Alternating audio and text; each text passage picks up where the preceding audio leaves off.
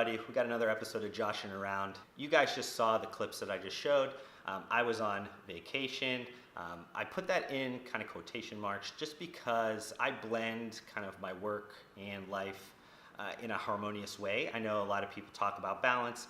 I work for myself, consultant. I'm on the road a lot. So traveling for me sometimes does become both personal and professional in a lot of times. So I was kind of working even though I had about 3 days off. I flew into Jacksonville, Florida. I've never actually been to Jacksonville, Florida. And why I kind of flew into Jacksonville, Florida was Frontier Airlines, Discount Airlines, you guys probably know, has been investing like heavily in their growth. And one of the cities that they've invested in is Austin, Texas. So they've been having like a crazy amount of flights for $30 or $40 round trip.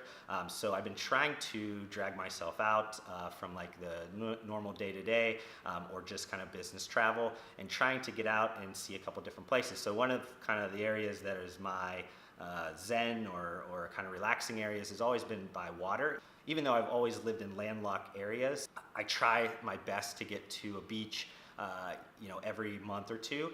So, flying into Jacksonville is very close. Drove down to Daytona Beach. I know, if you guys know anything about Daytona Beach, according to them, it's like the most famous beach in the world. I don't know, but it's it was relaxing. The boutique hotel that I stayed in, Marriott Hotel, was just relaxing, oceanfront. Was able to kind of kick back a little bit. And this is kind of the point of this video, because I did a very poor job, obviously, storytelling throughout this video. You guys just saw a bunch of B-roll. My goal was to kind of intertwine and document things that were going on while I was on vacation. But this is the first time that I took a trip that was primarily focused on personal relaxation. And I found it extremely difficult to be able to blend that into just the way that I normally do things. And I've watched like a lot of YouTubers over the years, and when they go on vacation and things, they always kind of tell you the same things I'm telling you right now. And the reason is because it's very difficult to be always on and then also be on when you're on vacation, when you want to kind of just relax a little bit. And that's definitely something that I need to get better at. YouTube has been, almost about 40 days I've been doing this, so I'm still fairly new. I don't know how to blend things or be efficient in certain ways that I'm sure a lot of these YouTubers that have been doing this for quite a few years have. I think you see a lot of like entrepreneurship or business YouTubers talking a lot about like hustle. And if you guys follow me on any of my other social media, you guys do see I talk a lot about how long I work and how many hours I work, and I don't kind of consider that a badge of honor. I actually, when anybody does kind of talk about those types of things, when I do mention how many hours or how hard I work, I always kind of tell people that it's not healthy. It's not something that I am very proud of. It's just one of these things that I believe is both necessary to my aspirational level, and also overall I had a role model in my father that worked extremely hard and owned his own business, and I understood kind of what went into doing that. So it's just one of those things where I've always done it. But I think the thing that I've kind of always reached for or tried to do better at is coming up with a lifestyle that blends both my work and my kind of life, personal life, in a way that's kind of harmonious and not dragging on each other.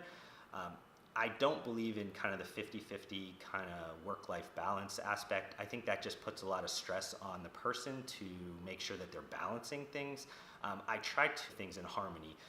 When I'm working extremely hard and it's 90% professional and 10% personal life, over a week or 2 or 3 of that, when you're putting in 80, 100 hours a week, things start to break down a little bit. And if you're not self-aware and you're not inventory of your kind of emotions and just kind of how you're reacting to different things, you end up getting yourself in a lot of trouble. So I've been doing this for quite a few years, that when I do notice that I'm kind of overextending myself in my professional life, I make sure that I book some type of trip to get myself out of just my day-to-day and just kind of change up the environment.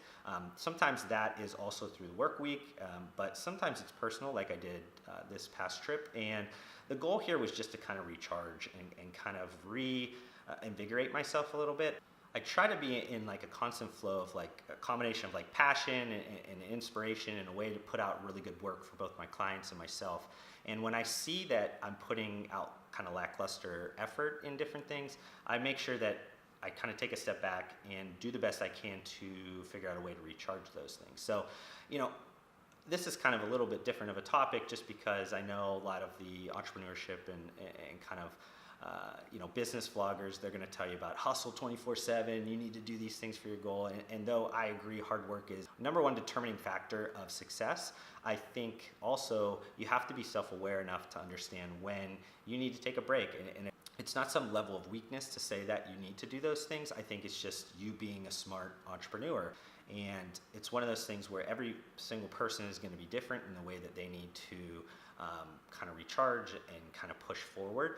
I think as long as you are in a long-term linear progression going upwards towards your goals, I think that's the main objective. I don't think it's how fast you get there or anything like that. I think it's a matter of making sure you can map out the most efficient and pleasant path to whatever those successes are. So for me, I made a shift quite a few years ago to take away some of the other projects that kept me in certain cities for long periods of time. I wanted to make sure that I was very flexible just because I wanted a life where I can be a quote unquote kind of like a digital nomad. I can travel around a lot, I can do work wherever I need to go, and I can kind of just be untethered to a certain area. I know that's not normal to a lot of other people, but that's what I've wanted for my life. I know a lot of other people are comfortable and they enjoy having a house and being home a lot and doing all those types of things. And though I love the city that I live in, it's just kind of I don't like being kind of tied down to a certain area for a long period of time. And I found that I'm most kind of inspired and have the most passion for my work when I'm seeing a lot of different things, learning from a lot of different regions of the area and just kind of the people that are there. Until you do like extensive traveling around both the United States and around internationally, you don't really understand just how different we are as regions. And I think when you do learn from different regions, you understand kind of how both you can grow and scale businesses domestically and internationally, and just kind of the nuances you need to understand those different things. But I want to wrap up this video. I know it's going to be kind of a shorter video, but I do appreciate you guys following me along right here. Next vacation, I'll try my best to do a better job storytelling throughout, making sure that I grab the camera and documenting things. But I think we're going to finish up this video right here. I want to thank you guys for watching this video. If you guys have stuck around this long, make sure you guys are giving this a thumbs up. And if you guys have not done it so far, make sure you guys do hit the subscribe button, and I'll see you guys on the next one.